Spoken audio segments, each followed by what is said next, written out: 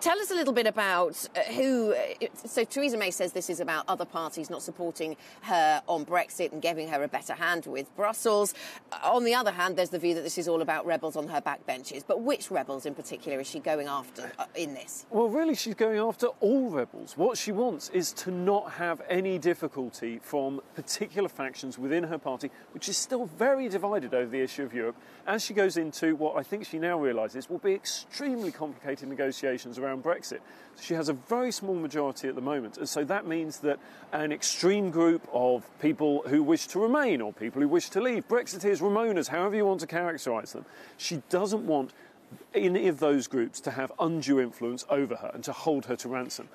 I was saying to Manus earlier, there are a couple of important numbers here, 17 and 21. 17 is the majority she has, roughly, in the House of Commons right now. 20 or 21 percentage points is the lead that she has in the polls. Yep. How do you turn that lead of 20, 21 percentage points, as it seems to be, into a bigger majority? What kind of numbers can she go for? Well, it's extraordinarily difficult to know exactly where the majority will fall if these figures were to be played out at a general election. When you look back at 1983, for instance, the Conservatives got 42%, they're now on 44%. Labour got 27%, they're now on 23%. That was enough for a 144-seat majority for the Conservatives. So I think Theresa May aiming for some sort of three-figure majority at the moment is quite realistic.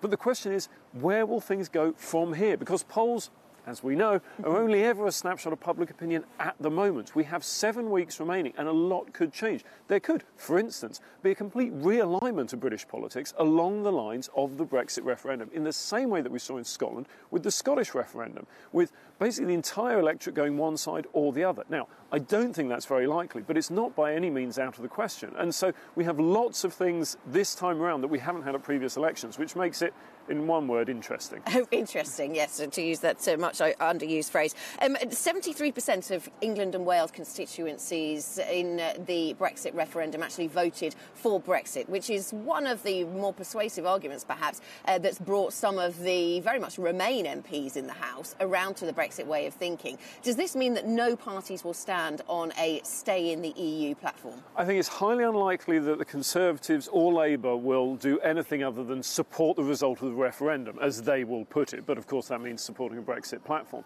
The Lib Dems, on the other hand, have nothing to lose. They lost a lot of their votes at the last election. They're down to 9 seats now.